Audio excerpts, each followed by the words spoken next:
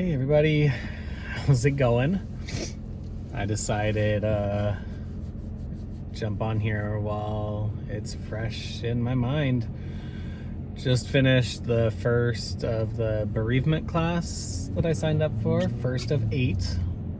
It's gonna be one class a week, and I'm gonna come back and kind of share a little bit about what we did and how it went and what was good, what was bad, all the fun stuff. And it's heavy. And it was the first day. It was light, but it's heavy. Like, the topic is heavy. Everybody's there to talk about death. And said it before, we're all in a club that we never wanted to be a part of, and it sucks. So today was introductions. As I mentioned in my previous video, I am the only male in the class, and it's kind of bittersweet. Actually, it's bitter. It's not sweet. It would be really, really nice to see other men out there doing this and being part of it, because it's a different way to relate. So I'm kind of angry and kind of frustrated that there's no other men in these that I'm doing, and it's frustrating. I wish there was, because I have other things that I think I could talk about with other men. But it is what it is, and so we're moving forward. And so we did a lot of typical group stuff. The introductions, who I am, who my person was, how they died, and then what we were looking forward to gaining from the class, or what our expectations were, and that kind of stuff. And so I went through and shared that I'm Josh. Sarah died on August 1st, 2023, again, and died of metastatic melanoma that metastasized to her brain, got beyond the blood-brain barrier. And when cancer goes beyond the blood-brain barrier, we are all very aware that there's little that can be done, because most treatments have a very hard time getting there to fight the cancer.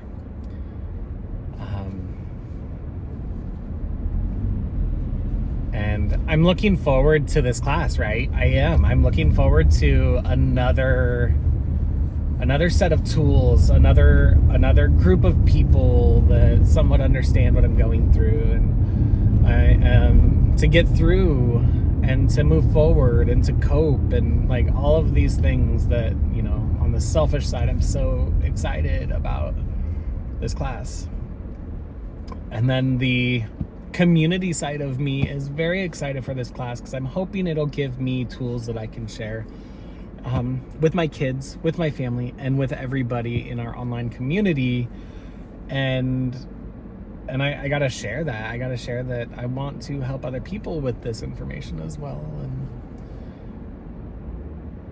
And I think the first thing that I'm learning from this class is, one, there are other ways. There are other things that we can do, and there are other ways to think about the things that we're going through. And there are other tools out there, because it's easy to go online and Google all the things.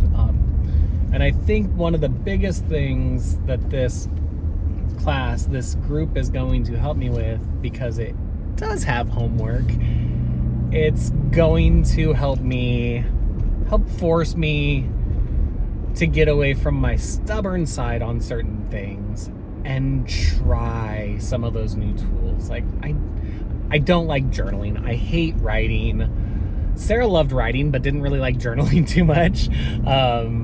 I know, I've searched everywhere in my house, but I'm not a big fan of journaling. But journaling is part of this, and it's a choice, right? We get to choose if we want to journal or not.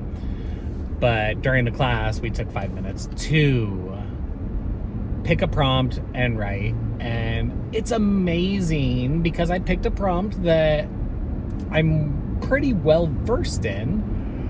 And it's a prompt that I chose intentionally because I knew I'd be able to kind of freely write about the prompt. And the prompt was the day we met. And so it's crazy because I've talked about that day a lot. And I've gone in and even watched Sarah's video about it. And what's crazy is physically writing, I know there's a connection. I know. But physically writing about the day we met made me cry. And I haven't cried about the day we met ever. It's a joyous thing. But it was interesting because writing about it just made me slow down and think about it in a different way. And so I still am not excited about taking the time to journal.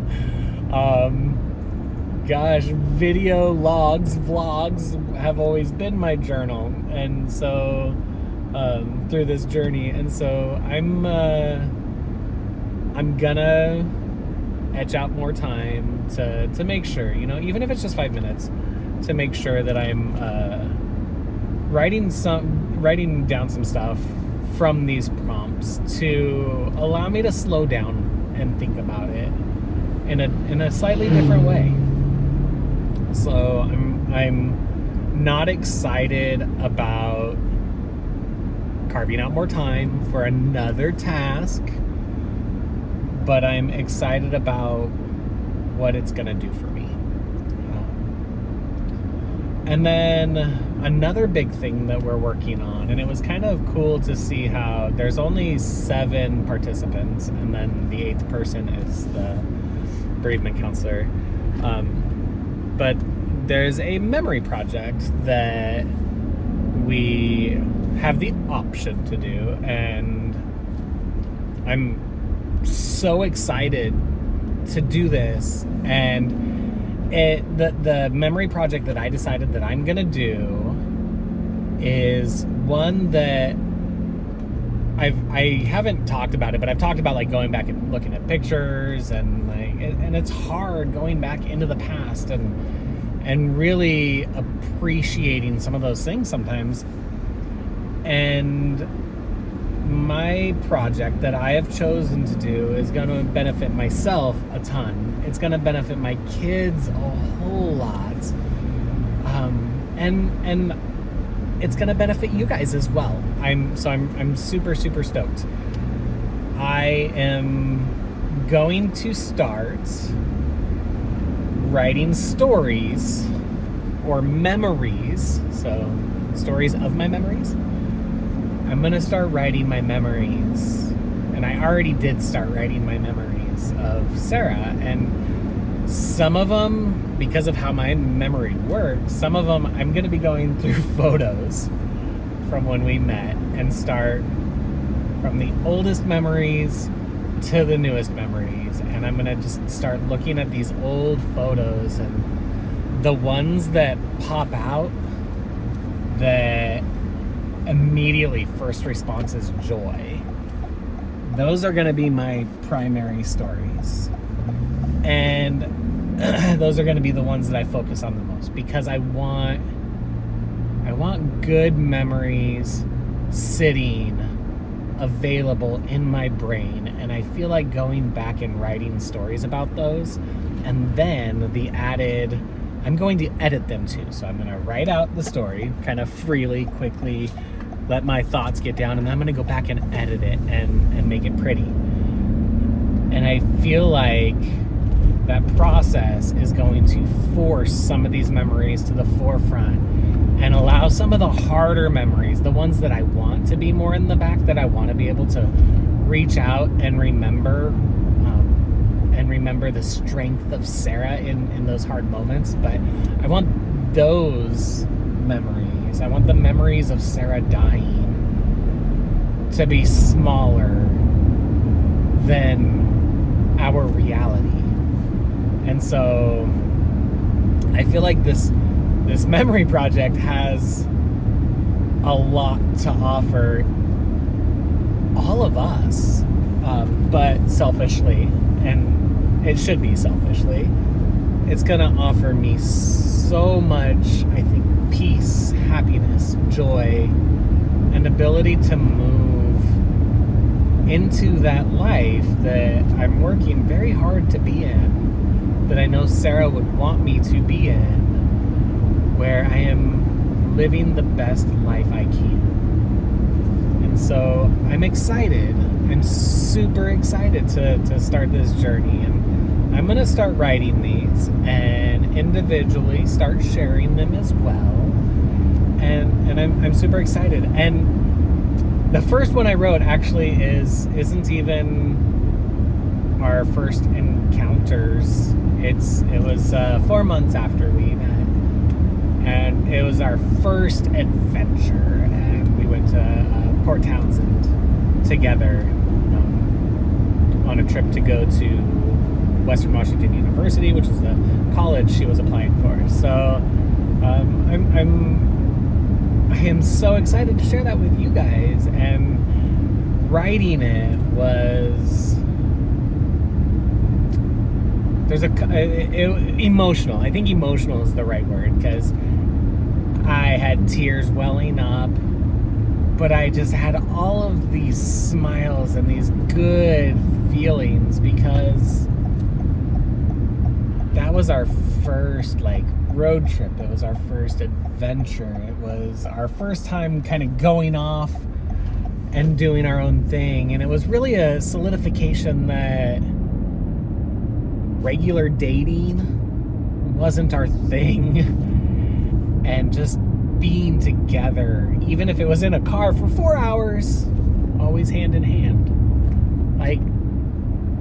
it was free and emotional and all the feels.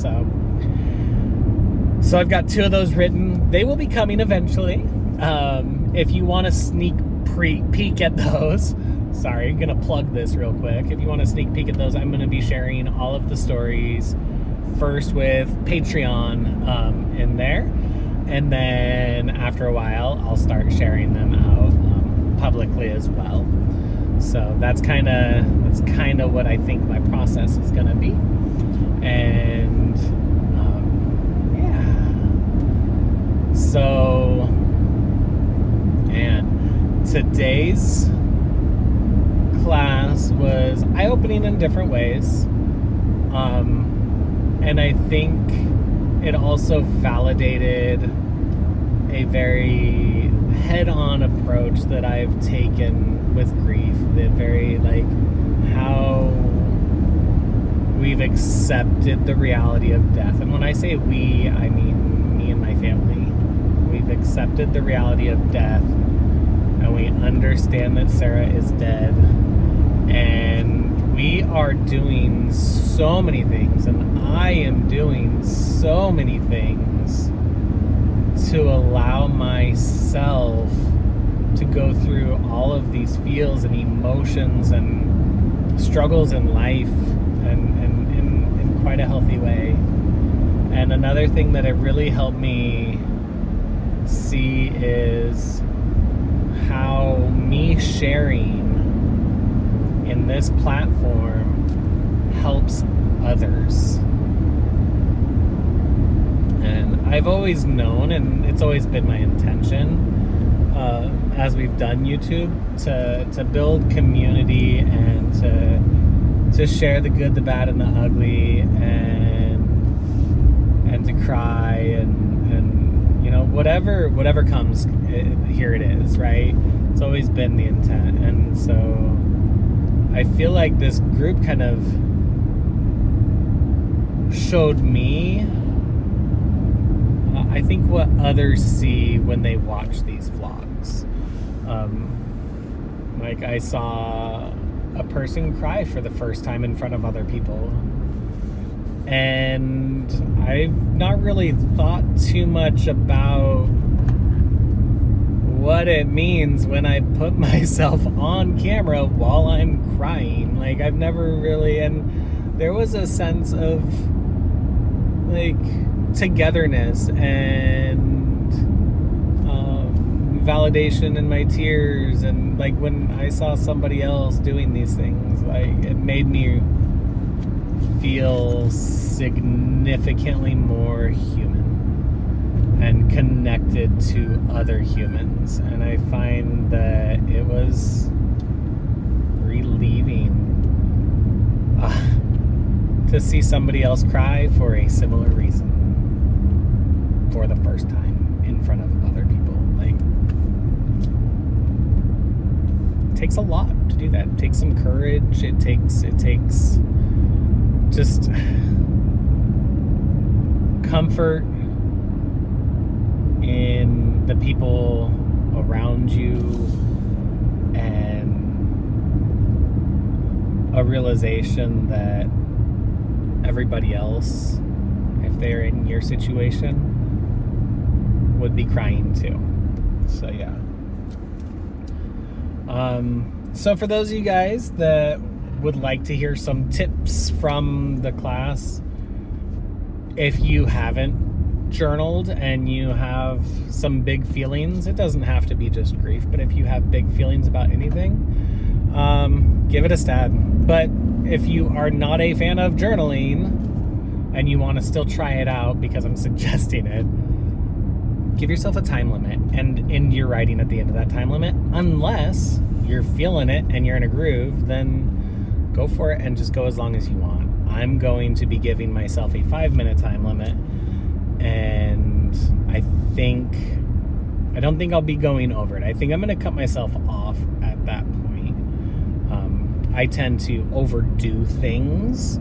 I tend to like really obsessively, compulsively take on tasks. And so I could see myself writing for an hour and then not ever wanting to do it again. So I'm going to cut myself off, and I'm going to say wherever I'm at, I finish my thought and I end it when the timer goes off. And I'm pretty sure that's going to give me adequate time to kind of face some other things head on and think about them differently. So that would be one thing. And something that I've been finding in all groups, and this one brought it out in a different way because it's so structured versus just sharing, and that is, if you don't already have a community that you can talk to, try it out.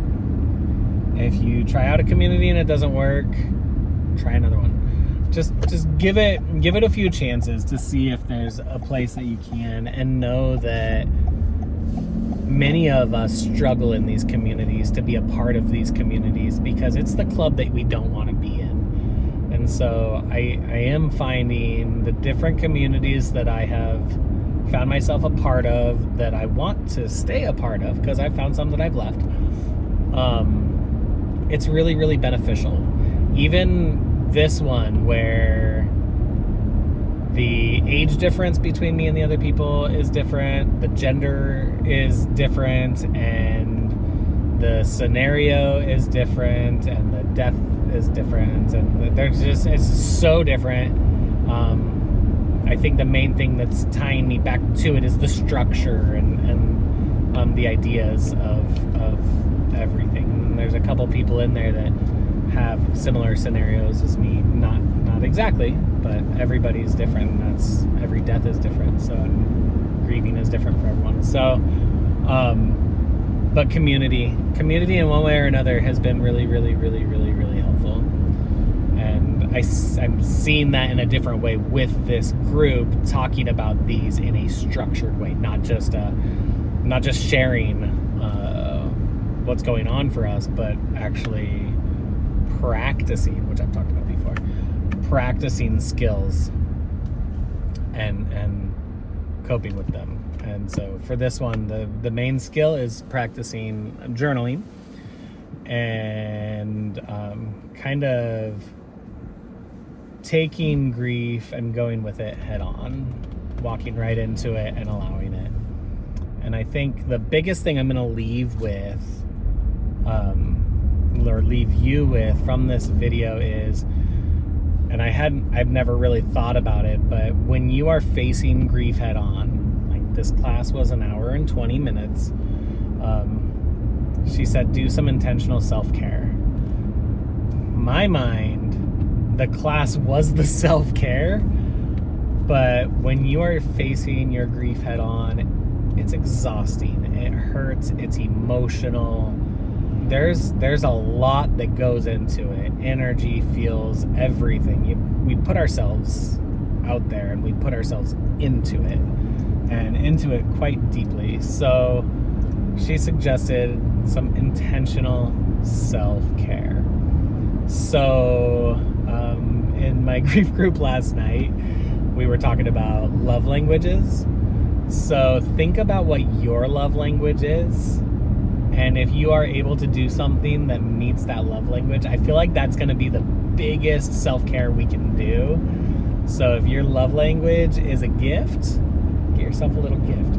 If your love language is a hug, find the biggest, fluffiest stuffed animal, pet, or family member and give them a hug and make them hug you back. If your love language is food or cooking, cook something you love. So, kind of find that love language and do something for yourself that kind of coincides with that, right? So, yeah. I hope this video is helpful for all of you guys.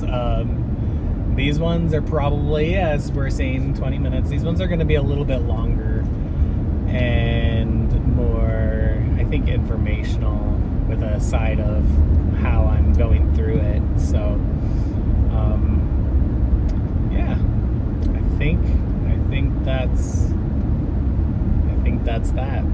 So I've got a lot of things from this class to kind of process and figure out and organize and all of that stuff. So I'm gonna do that for the second half of my drive home, and then we'll see. So with that said, have a wonderful day, morning, night, wherever you are. Remember, be kind, make good choices, and just a quick reminder, intentionally do something for yourself that can help you.